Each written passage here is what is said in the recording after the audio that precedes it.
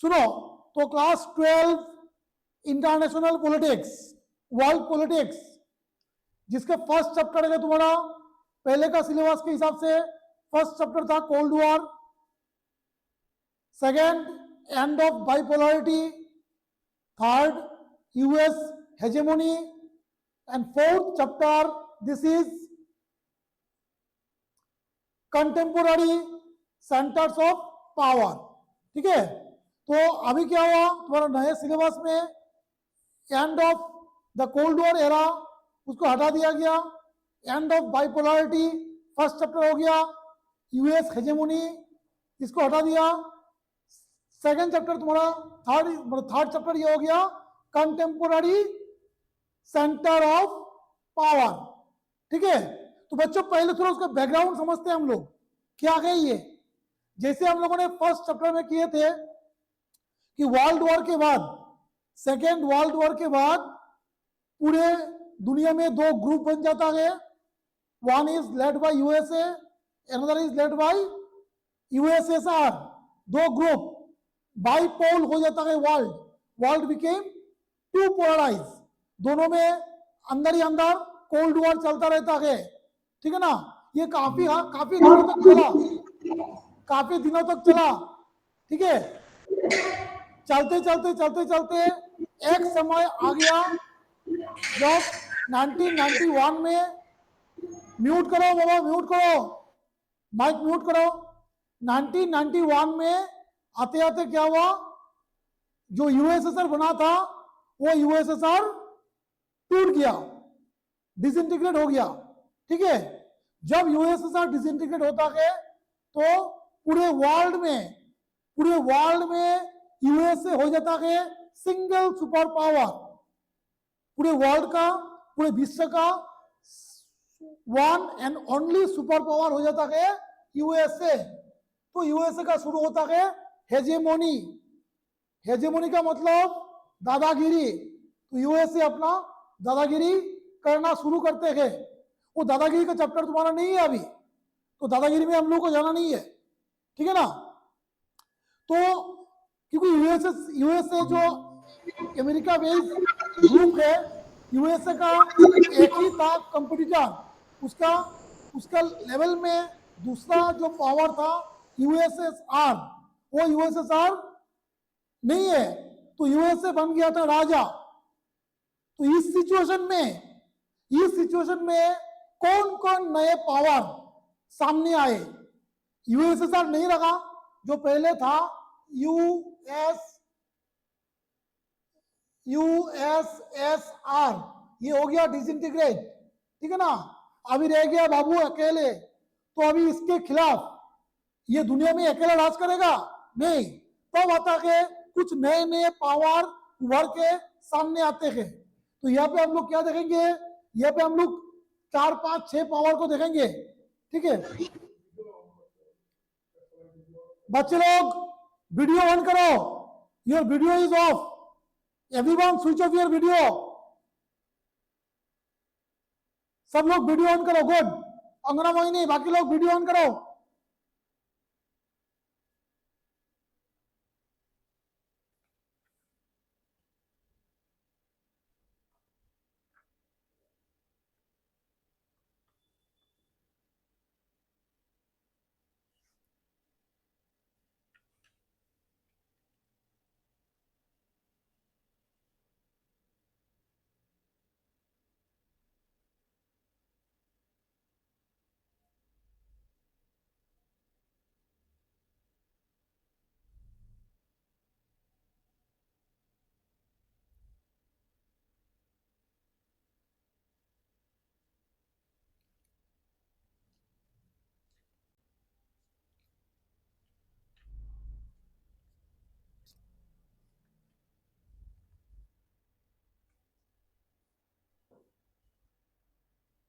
तो यहाँ पे हम लोग देखेंगे कौन कौन पावर उभर के सामने आए थे। ठीक है, तो इस चैप्टर का यही है कंटेम्पोररी पावर, जो उस समय नए नए पावर सामने आया था। ये सब पावर कौन है, who are this people, who are this countries, who are the groups.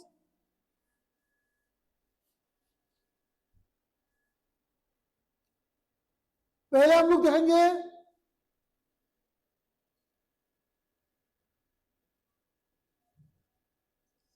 यहां पे लिखते हैं, पहले हम लोग देखेंगे यूरोपियन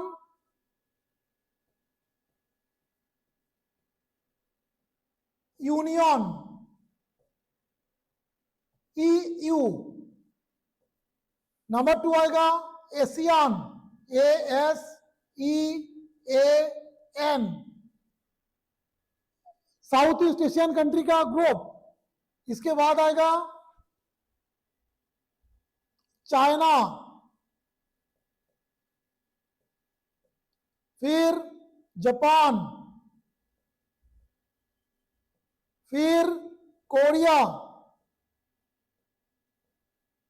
ये 5 पावर जो बेसिकली हम लोग देखेंगे। कोरिया बोले तो साउथ कोरिया, ठीक है ना, कोरिया बोले तो साउथ कोरिया। साथ में हम लोग देखेंगे कुछ और एशियाटिक पावर जो है ब्रिक्स, सार्क, इंडिया, रशिया। साथ में हम लोग देखेंगे ब्रिक्स, सार्क, इंडिया, रशिया, ठीक है। और लास्ट बट नॉट लीस्ट जो आएगा तुम्हारा इजराइल।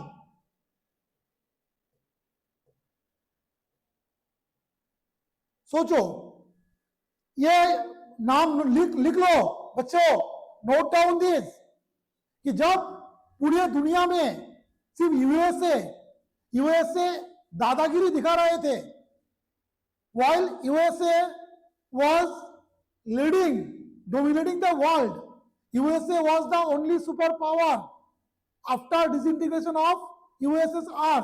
तो उस समय क्या हुआ बेटा, उस समय तुम देखोगे कि बहुत सारे पावर इमर्ज हुए, जिसमें से सबसे पहला पावर है यूरोपियन यूनियन, दूसरा है एशियन, ये दो है ग्रुप, ये दोनों के group. Third individual power China, Japan, south Korea, ठीक है। उसके बाद ब्रिक्स, ये भी ग्रुप है, सार्क, ये भी ग्रुप है, India individual, Russia individual, Israel individual. तो तुम you should feel proud of it, sir ये कौन सा subject? Class 12 political science. Sir ये कौन सा सब्जेक्ट है? Chapter number as per your new book, chapter number 2 या 3। और कौन सा पार्ट? World politics. ये देखो, let me show you, okay sir.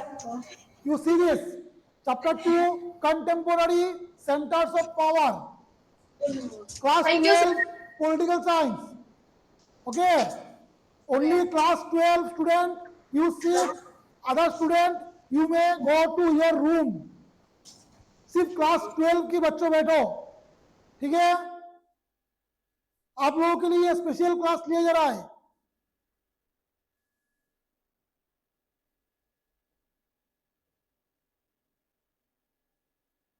So you should feel proud कि उस समय जो पावर इमर्ज हुए थे, इनमें से अपना कंट्री भी है, इंडिया, ठीक है ना।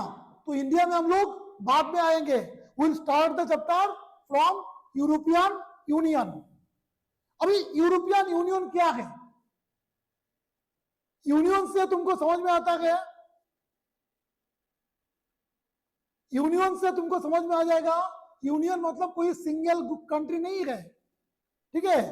तो दो वर्ड है, one is European, another is union. European मतलब continent, continent of Europe. Europe continent के जितने सारे कंट्री है, उन कंट्रीज का एक ग्रुप बना था, जिसको बोला गया था यूरोपियन यूनियन।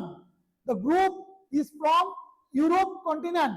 ओके, क्यों क्यों हुआ था ये इसलिए हुआ था बेटा, क्योंकि जब सेकेंड वर्ल्ड वॉर खत्म हुआ, सेकेंड वर्ल्ड वॉर खत्म होने के बाद हम लोगों ने देखा कि यूरोपियन कंट्री का हालत बहुत खराब हो गए थे, ठीक है ना। यूरोपियन कंट्री का हालत बहुत खराब हो गए थे। डोंट टॉक करबुक, करबुक माइक ऑन, माइक ऑफ करो। भी तो यूरोपियन में कौन सा देश है? यूरोप आ रहा है, आ रहा है, आएंगे, सारे कंट्रीज के नाम बताएंगे, डोंट वरी, मैप के साथ बताएंगे, लोकेशन के साथ, पिन कोड भी देंगे। ओके, सो यूरोप के कंट्रीज वर्ल्ड वॉर के बाद इन लोगों का हालत बहुत खराब हो गया था। अभी क्या करें? उसके बाद दो ग्रुप बना था, एक बना था तुम्हारा यूएसए, एक बना था यूएसएसआर। अभी जब यूएसएसआर डिसइंटीग्रेट हो गए, यूएसएसआर भी टूट गया, तो फिर क्या करना है? क्या हम लोगों को लड़ाई पे ध्यान देना है, या फिर हम लोगों को इकोनॉमिक डेवलपमेंट के लिए सोचना है? सारे countries, Germany, Italy, France, Greece, Bulgaria, Portugal, ये सारे कंट्रीज कंफ्यूजन में थे, डिलेमा में थे। तो उस समय America, USA,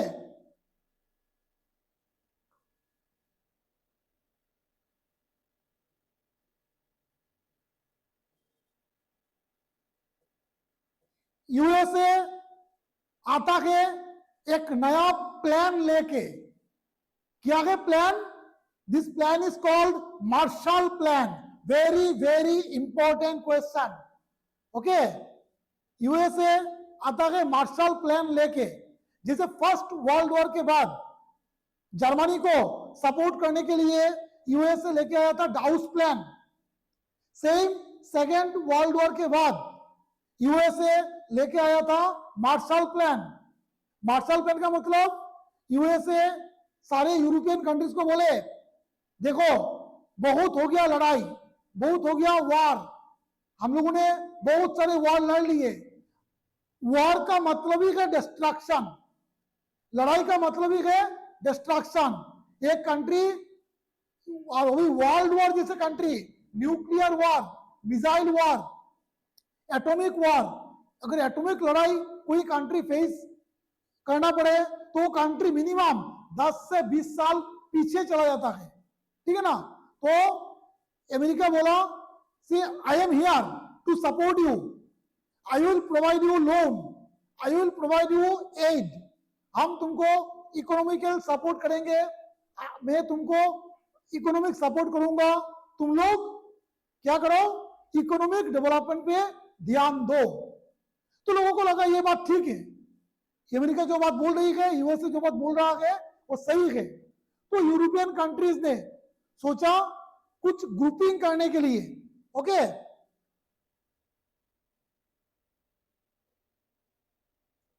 so first under the Marshall plan, the organisation for European economic cooperation, ये होता है first group.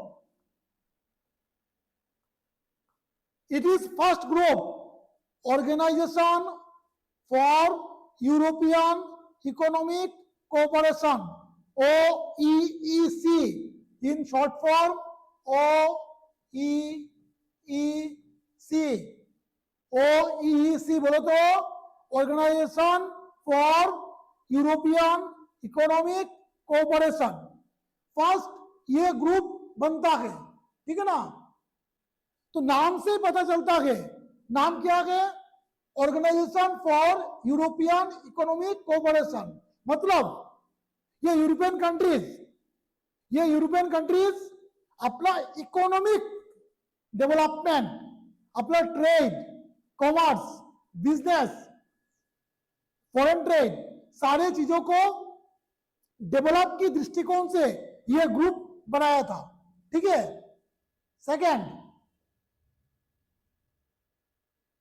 OEEC was established in 1948।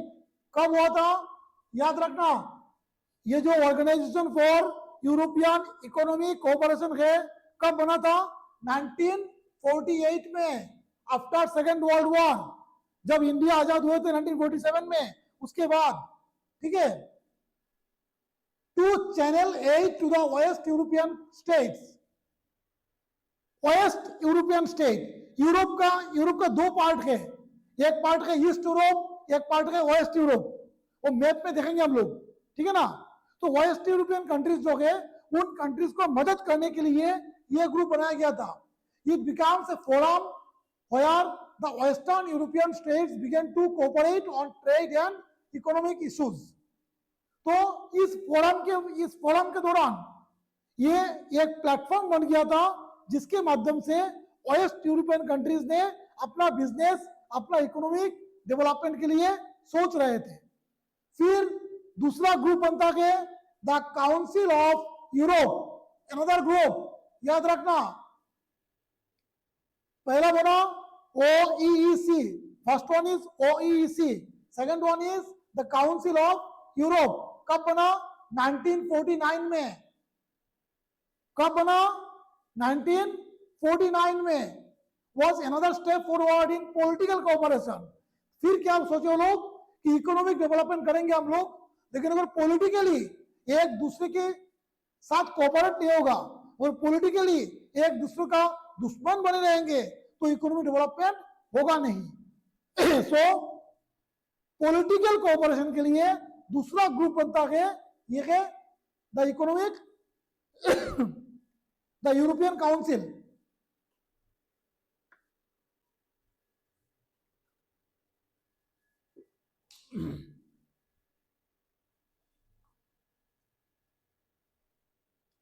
The process of the economic organization of European capitalist countries proceeds step by step, ठीक है, हम लोग देखेंगे timeline में, leading to the formation of the European Economic Community in 1957. Third group बनता है European economic community in 1957। देखो पहले बना था OEEC, उसके बाद द EC यूरोपियन काउंसिल, इसके बाद number 3 European economic community EEC। ये कब हुआ था? 1948। ये कब बना था? 1949। और ये कब बना? 1957। चमका? समझ में आया? इशारा करो हाथ से, ठीक है ना, just indicate, okay, thank you. So अभी तक यूरोपियन यूनियन नहीं बना, अभी तक यूरोपियन यूनियन नहीं बना, 3 ग्रुप बन गया। First one is organisation for European economic cooperation, second one is the European council, third one is European economic community.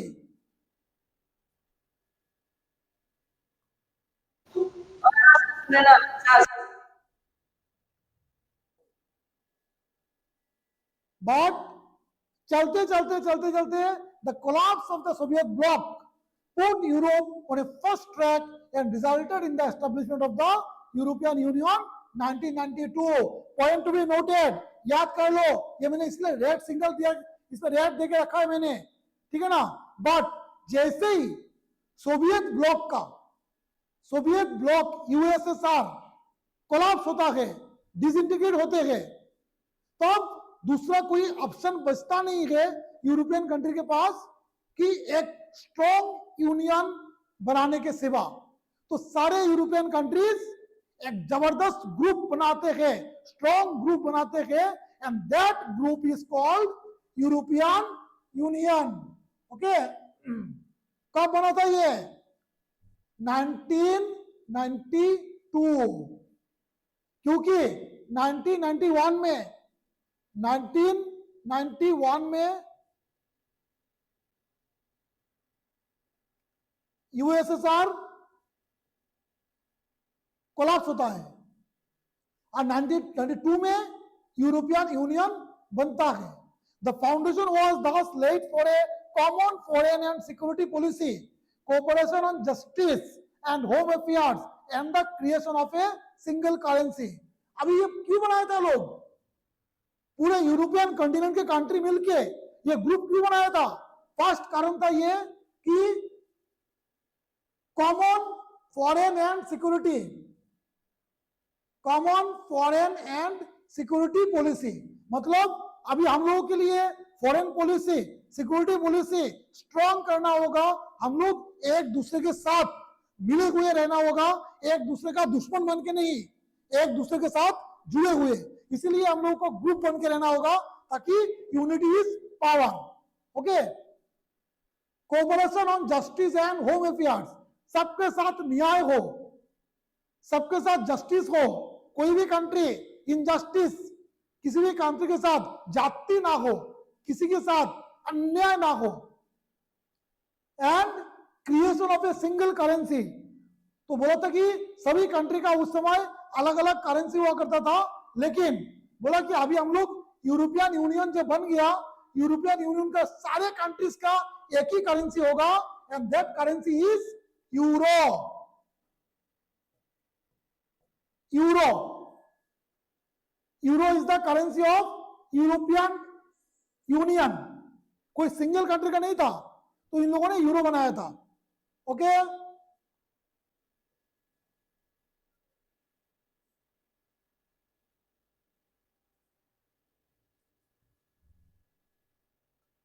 तो अभी मान लो 10 कंट्री, कौन कौन कंट्री था मैं तुमको बोल रहा हूं, मान लो 12 कंट्री, 12 कंट्री मिलकर ग्रुप बनाया था, ठीक है ना। ये देखो 1 2 3 4 1 2 3 4 5 6 7 8 9 10 11 12, ठीक है ना। ये जो 12 स्टार है, ये 12 star is the symbol of European union. जो 12 country, European union flag, circle of gold star, इन लोगों ने हर एक कंट्री का अलग फ्लैग है, पूरे ग्रुप के लिए अलग फ्लैग बनाया था कि हम लोग सब एक है। सर्कल में 12 स्टार है, 12 कंट्री था फाउंडिंग मेंबर। कौन कौन कंट्री था I will show you, don't worry. इन लोगों ने अभी क्या बोला कि हम 12 कंट्री, कोई 12 कंट्री नहीं है, we are not 12 country, now we are 1 country, हम लोग सब एक है। तो इन लोगों ने सोचा था कि यूरोपियन यूनियन का भी संविधान बनाएगा, कॉन्स्टिट्यूशन बना देगा, लेकिन वह नहीं हो पाया, कॉन्स्टिट्यूशन नहीं बना पाए। But it has some form of common foreign and security policy in its dealing with other nations। तो इन लोगों ने संविधान तो बना नहीं पाए थे, लेकिन अपना यूरोपियन यूनियन का अपना flag, anthem, founding date and currency ये बना लिया था। सोचो 12 कंट्री का एक फ्लैग, 12 कंट्री का एक एंथम, 12 कंट्री का एक करेंसी, 12 कंट्री का एक पॉलिसी, फाउंडिंग डेट, सेलिब्रेशन, ठीक है।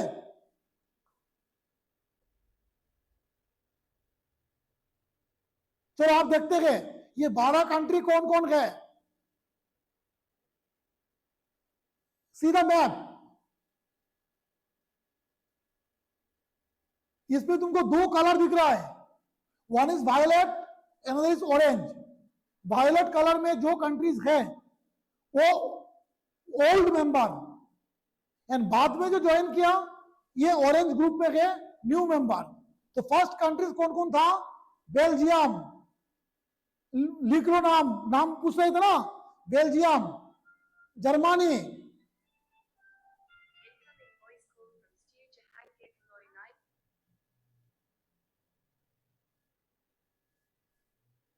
बेल्जियम, जर्मनी, उसके बाद Spain, Italy, Greece, Portugal, Luxembourg, France, United Kingdom, Ireland, Denmark, Netherland. मिला?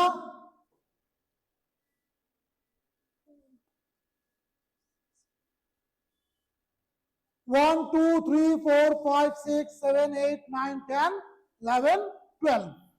ये हो गया 12 कंट्री। अभी मिला तुमको आंसर, कौन कौन कंट्री था? Indicate me, have you got it? Which countries are the founder member of European union? Angana Mohini, sir समझ में नहीं आ रहा है। ये दिख नहीं रहा है क्या? नहीं दिख रहा है मैप? देख रहा है। हाँ, तो 12 कंट्री। ब्लू और ऑरेंज में क्या फर्क है?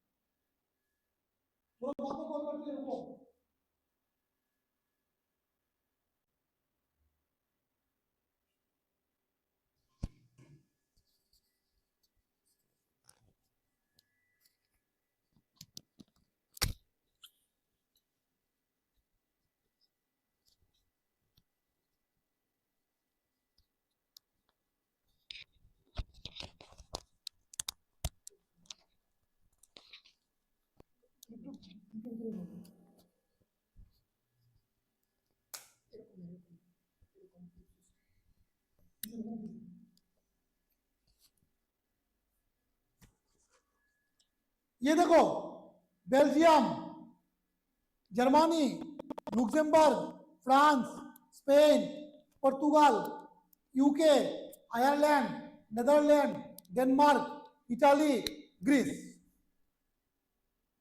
ये था 12 कंट्री स्टार्टिंग में, बाद में ये लोग ज्वाइन किए ग्रुप में। ओके,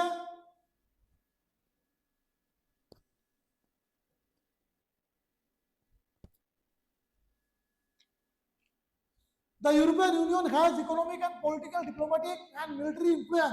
अभी तो ये बनाया, अभी ये कोई छोटा मोटा कंट्री नहीं है, छोटा मोटा ग्रुप नहीं है, बहुत तगड़ा ग्रुप है यूरोपियन यूनियन, ठीक है ना। यूएसए को टक्कर देने वाला एक तगड़ा यूनियन बना था ये ग्रुप, जिन लोगों ने डिप्लोमेटिकली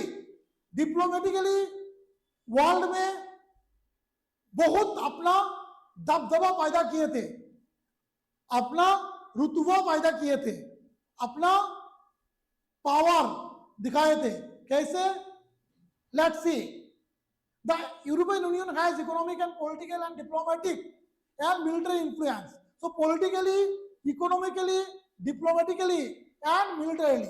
अभी इकोनॉमिक तुमको बता गए, पॉलिटिकल तुमको बता गए, मिलिट्री बता गए, डिप्लोमेटिक क्या है? डिप्लोमेटिक इन्फ्लुएंस हो गया मतलब USA was a great power at that time. USA हर चीज में अपना पावर दिखा रहा था, बट यूरोपियन यूनियन ऐसे बने थे, दिस वे या दैट वे, किसी ना किसी एंगल में वो लोग अपना काम को हासिल करा रहा था। इसको बोलते हैं diplomatic. Now see,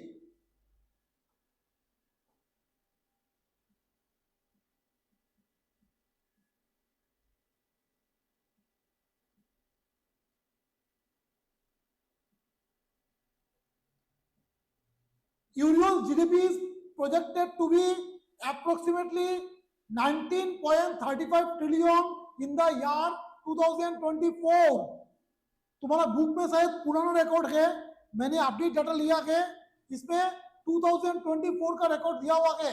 as per 2024 data ये यूनियन ग्रुप का जीडीपी था 19.35 trillion dollar. Its currency, the euro, can pose a threat to the dominance of the US dollar. जो यूरोपियन यूनियन का जो करेंसी था यूरो, इसने डॉलर को पीछे फेंक दिया, डॉलर को पीछे कर दिया था। सोचो कितना पावर था। Its share of world trade is much larger than that of the United States, allowing it to be the more assertive in trade dispute with US and China. अभी वर्ल्ड ट्रेड में जो उसका share था वो USA से ऊपर चला गया था, सिर्फ यूएसए नहीं, इवन चाइना से भी ऊपर चला गया है, क्योंकि ये 2024 का रिकॉर्ड है।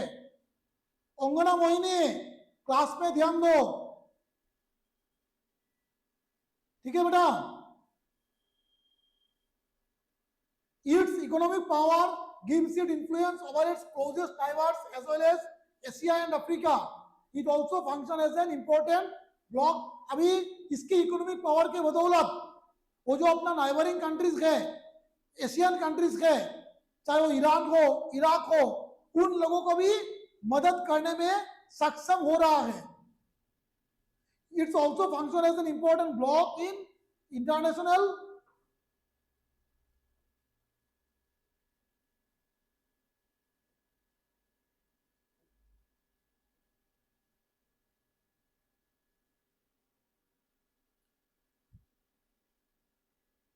World trade organisation such as, मतलब वो वर्ल्ड ट्रेड ऑर्गेनाइजेशन का भी एक बड़ा हिस्सा बन गया है। Okay, the economy the European union also has political and diplomatic influence. Diplomatic influence क्या है? देखो देखो कैसे वो लोग अपने काम को हासिल कर रहे थे, क्योंकि उस समय पूरे इंटरनेशनल मेन जो बॉडी था वो था यूएनओ, यूनाइटेड नेशंस ऑर्गेनाइजेशन। यानी यूएनओ में इन लोगों के ग्रुप के दो मेंबर था, one is France and other is Britain, दोनों परमानेंट मेंबर था। और यूएनओ में परमानेंट मेंबर का मतलब वेटो पावर, तुम क्लास 5, 6, 7, 8, 9, 10 में पढ़े होंगे वेटो पावर। तो यूरोपियन यूनियन का दो कंट्री वहां पे था जिनके पास वेटो पावर था।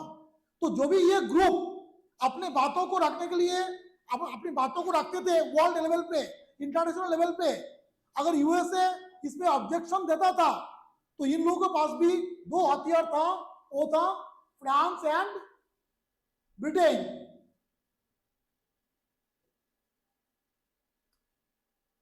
France holds permanent seat on the UN security council, बाद में ब्रिटेन भी आया। The European union includes several non permanent members of the UNSC. This has enabled the EU to influence some US policies. अभी उन लोगों के पास permanent member था, साथ साथ नॉन परमानेंट मेंबर था, जिसके बदौलत ये यूरोपियन यूनियन यूएस की पॉलिसी को भी इन्फ्लुएंस कर रहे थे, मतलब यूएसए पर भी भारी पड़ रहे थे या भारी पड़ रहे हैं। Not only USA, even China जो आज के दिन में एक स्ट्रॉन्ग पावर है in present day, present world, China is a big power. तो ये यूरोपियन यूनियन चाइना पर भी भारी पड़ रहा है। Neither in USA even with China on human rights and environmental degradation. China को भी human rights and environmental degradation पे यूएनओ यूरोपियन यूनियन प्रेशर में रखे है, ठीक है ना। उससे पहले तुम ये टाइमलाइन देखो, टाइमलाइन ये देखो कौन कौन ग्रुप, कौन कौन कंट्री कब इस ग्रुप में ज्वाइन किए गए। समझ में आ रहा है अंगुना मोहिनी? चमका? फाइन। देखो 1951 6 west European countries, France, west Germany, Italy, Belgium, Netherland and Luxembourg. सबसे पहले ये 6 कंट्री आया था। 57 में आया तुम्हारा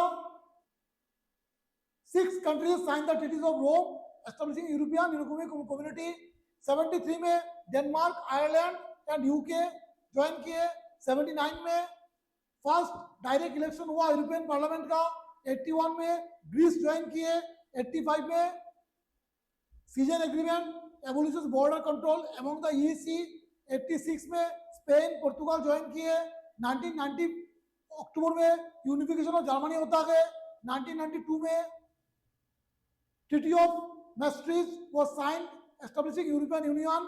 93 में European economic community EEC was renamed as European Community। 95 Austria, Finland and Sweden join European Union। 2002 में euro the new currency was introduced in the 12 European Union members। तो 12 कंट्री में यूरो को चालू किया गया था। 2004 में 10 न्यू मेंबर्स, किप्रोस, चेक republic, Estonia, Hungary, Latvia, Lithuania, Malta, Poland, Slovakia and Slovenia join किया। 2007 में बुल्गारिया, रोमानिया ज्वाइन किए। 2009 the Lisbon treaty came into force. 2012 में the EU is awarded the Nobel peace prize. 2012 में European union को Nobel peace prize दिया था। 2013 में Croatia becomes the 28th member of European union. And 2016 में referendum in Britain 51.9% voters decide that Britain exit Brexit from the union. So for 28 country, last country था Croatia.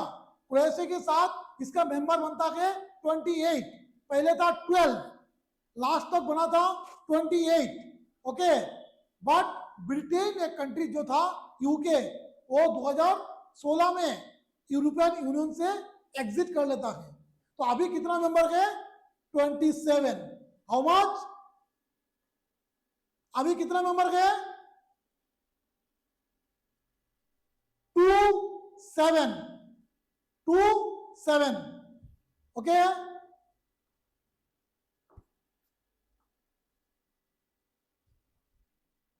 Twenty seven.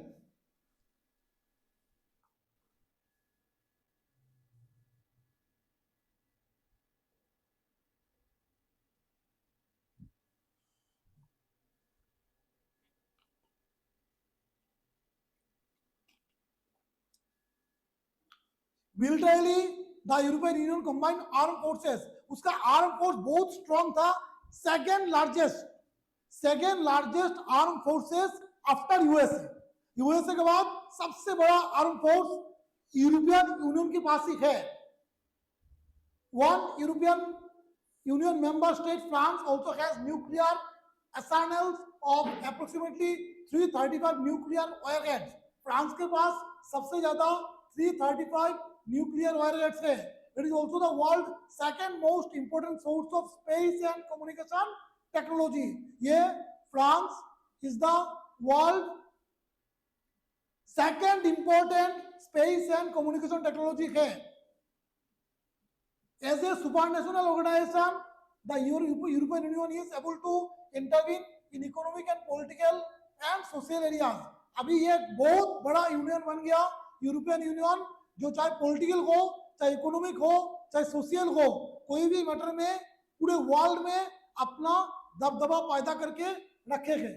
But हाँ, लेकिन कुछ problem यहाँ पे है। क्या problem है?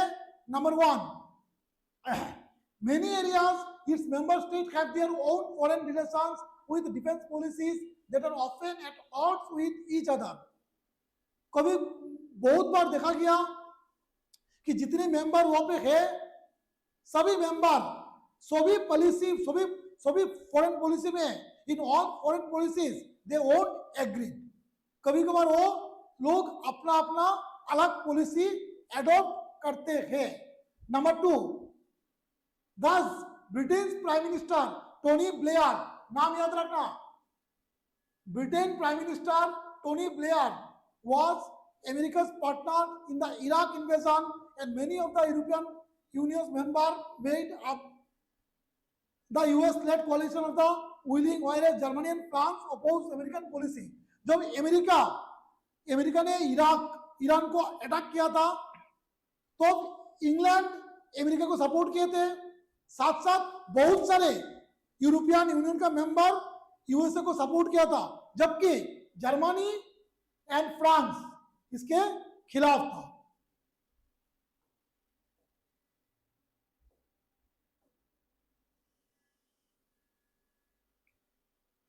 There is also a deep seated skepticism in some parts of the, ये याद रखना, यूरो स्पेक्टिसिज्म, मैं बोल रहा हूं, euroscepticism. What is this? In some parts of Europe about the EU's integration agenda. मतलब इन लोगों में जो यूनिटी था, जो इंटीग्रेशन था, बहुत कंट्रीज उसमें एग्रीड नहीं थे। मतलब यूरोपियन यूनियन का बात था कि आप अपना सारे मिलिट्री पावर, सारे आर्म्स यहाँ पे सरेंडर कर दो। अगर कोई आप पे अटैक करेगा तो सब मिलके हम लोग उसको डिफेंड करेंगे। कुछ कंट्रीज थे उसमें जो लोग उसमें राजी नहीं थे। किसमें राजी नहीं थे?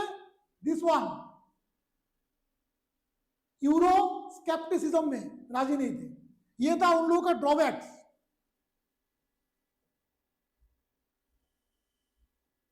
For example, Britain former prime minister Margaret Thatcher, Tony Blair के बाद Britain former prime minister Margaret Thatcher kept the UK out of the European market. तो इसीलिए जो इंग्लैंड का प्राइम मिनिस्टर है, Britain prime minister Margaret Thatcher, उसने अपने आप को यूरोप की मार्केट से अलग कर दिया। Denmark and Sweden have resisted the Maastricht Treaty and the adoption of the euro, the common European currency। बाद में डेनमार्क और स्वीडन, ये दो कंट्री यूरो को अपना करेंसी मानने में इनकार कर दिया। ठीक है, so that's all about European union. आज सिर्फ हम लोग एक ही पावर को देखें, 4 power plus some sub powers are there. Very soon I will take one more class on this chapter to conclude it. Okay? तो आज जो बात हम लोग किए, क्या किए आज कि वर्ल्ड वॉर के बाद पूरे यूरोपियन कंट्री एक ग्रुप बनाती गए। वो एक ग्रुप ग्रेजुअली इतना स्ट्रांग ग्रुप बनता है जो यूएसए को टक्कर देने में सक्षम हो जाता है। लेकिन फाइनली उस ग्रुप का कुछ ड्रॉबैक्स भी होता है। This drawbacks are this and this. तो ये आप तक नोट करके रख दो, बाकी ऐसे कंटिन्यू करेंगे हम लोग। नेक्स्ट ग्रुप जो बना था, नेक्स्ट हम लोग स्टार्ट करेंगे एशियन। ये एशियन कंट्रीज का ग्रुप है। What is this? We will do in next class. Okay, till then see you.